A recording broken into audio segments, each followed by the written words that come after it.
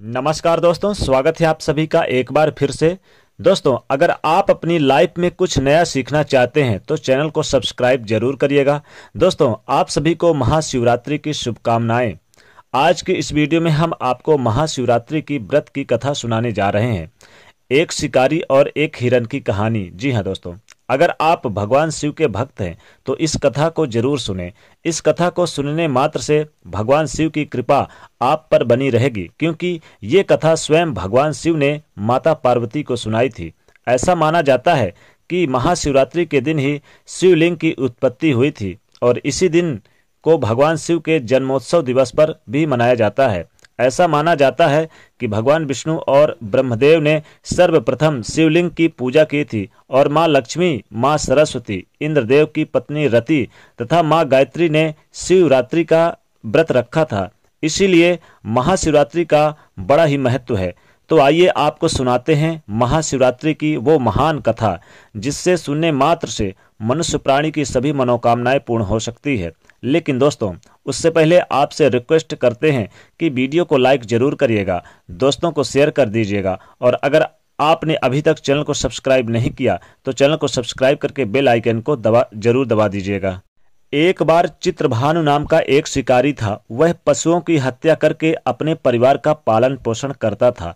साथ ही वह एक साहूकार का ऋणी भी था, लेकिन उसका ऋण समय पर न चुका पाने की वजह से क्रोधित होकर साहूकार ने शिकारी को शिव मठ में बंदी बना लिया और संयोग से उस दिन शिवरात्रि भी थी। शिकारी के पास कोई काम न होने की वजह से वो ध्यान मग्न होकर भगवान शिव से जुड़ी धार्मिक बातें सुनने लगा।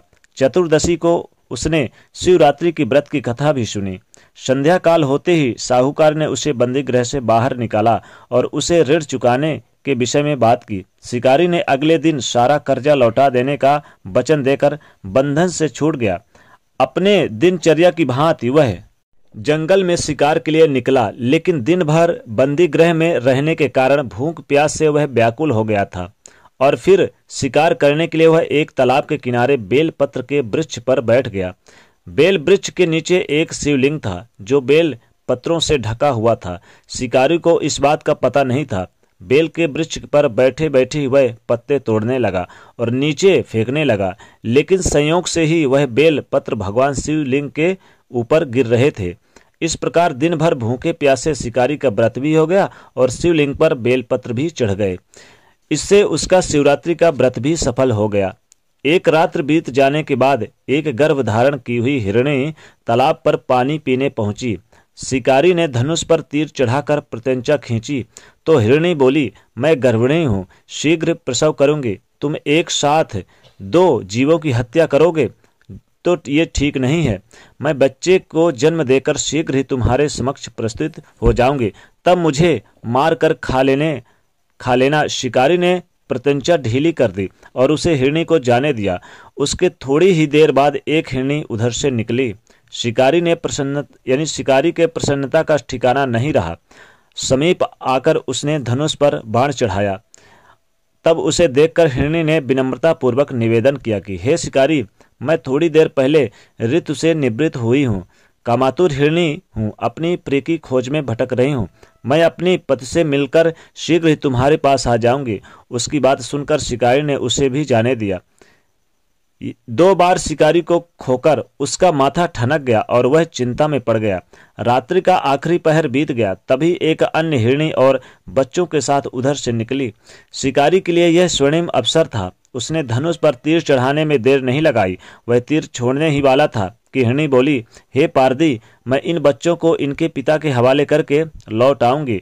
इस समय मेरा शिकार मत करना। उसकी बात सुनकर शिकारी हंसा और बोला, सामने आए शिकार को छोड़ दूं? मैं ऐसा मूर्ख नहीं। इससे पहले मैं अपना 2 बार शिकार खो चुका हूँ। मेरे बच्चे भूखे प्यास से तड़प रहे होंगे। उधर उत्तर में हिरणी ने कहा, जैसे तुम्हें अपने बच्चों की ममता सता रही है, ठीक वैसे ही मुझे भी अपने बच्चों की चिंता सता रही है। इसलिए बच्चों के नाम पर मैं थोड़ी देर के लिए जीवन दान मांग रही हूँ। हे पारदी, हे शिकारी, मेरा विश्वास करो, मैं इन्हें इनके पिता के पास छोड़कर तुरंत लौटने का वचन देती हूँ। हिरणी की बात सुनकर शिकारी को उस पर दया आ गई। उसने उस हिरणी को जाने दिया। शिकार के अभाव में बेल वृक्ष पर बैठा बैठा शिकारी बेल पत्र तोड़कर नीचे फेंकता ही जा रहा था। तभी एक हष्टपुष्ट हिरण उसी रास्ते पर आ गया। शिकारी ने सोचा कि इसका शिकार वह अवश्य करेगा। फिर उसने धनुष पर बाण चढ़ाया। शिकारी की चढ़ी प्रत्यंचा देखकर हिरण विनीत स्वर में बोला, हे पारदी, हे शिकारी भाई, क्या मुझसे पूर्व 3 मृगियों को तथा छोटे बच्चों को मार डाला है? तो मुझे भी मारने में विलंब ना करो, ताकि मुझे उनके वियोग में एक क्षण भी दुख न सहना पड़े। मैं उन मृगियों का पति हूँ। यदि तुमने उन्हें जीवन दान दिया है तो मुझ पर भी कुछ पल के लिए कृपा करो। मैं उनसे मिलकर तुम्हारे समक्ष उपस्थित हो जाऊंगा। उस हिरण की बात सुनते ही शिकारी की पूरी घटना जो चक्र थी वह बात घूम गया। उसने सारी कथा उस हिरण को सुना दी। तब हिरण ने कहा, मेरे तीनों पत्नियां जिस प्रकार प्रतिज्ञाबद्ध होकर गई हैं, मेरे मृत्यु के पश्चात अपने प्रतिज्ञा का पालन नहीं कर पाएंगी। अतः जैसे तुमने उन्हें विश्वास पात्र मानकर छोड़ा है, वैसे मुझे भी जाने दो। मैं उन सभी के साथ तुम्हारे सामने शीघ्र ही उपस्थित हो जाऊंगा। उपवास, रात्रि जागरण तथा शिवलिंग पर बेलपत्र चढ़ने से शिकारी का हिंसक हृदय निर्मल हो गया। उसमें भागवत यानी भगवत शक्ति का वास हो गया, संचार हो गया। धनुष तथा बाण उसके हाथ से सहज ही छूट गए। भगवान शिव के अनुकंपा से उसका हिंसक हृदय दया के भाव से भर गया।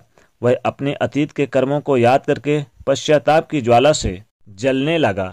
थोड़ी देर बाद वह हिरण सह परिवार शिकारी के समस्त उपस्थित हो गया, ताकि उसका शिकार वह कर सके।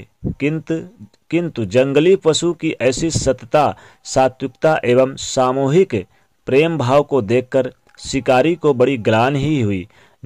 बल्कि ग्लानि तो हुई, साथ ही साथ उसके नेत्रों से आंसू भी बहने लगे। उस हिरण के परिवार को न मारकर शिकारी ने अपने कठोर हृदय को जीव हिंसा से हटा दिया और सदा के लिए कोमल एवं दयालु बन गया। देवलोक की समस्त देवताएं, देवी देवता समाज भी इस घटना को देख रहे थे। घटना की परिणित हो रही देवी देवताओं ने पुष्प की वर्षा की। तब शिकारी एवं उस हिरण के परिवार को मोक्ष की प्राप्ति हो गई। इसी तरह से दोस्तों, अनजाने में ही शिकारी का महाशिवरात्रि का व्रत हो गया और उसे मोक्ष की प्राप्ति हो गई। दोस्तों, यह कथा आपको कैसी लगी हमें कमेंट में जरूर बताइए। और दोस्तों, आप अगर महादेव के सच्चे भक्त हैं तो दोस्तों हमारे चैनल को सब्सक्राइब जरूर करिए। और दोस्तों, अगर आप हमारे इस वीडियो को एक लाइक करके और अपने दोस्तों के बीच इसे शेयर करते हैं तो महादेव की आप लोगों को स्पेशलिस्ट जरूर आशीर्वाद और कृपा आपके ऊपर बनेगी। तो दोस्तों, सब्सक्राइब, लाइक और शेयर जरूर करिए। हर हर महादेव।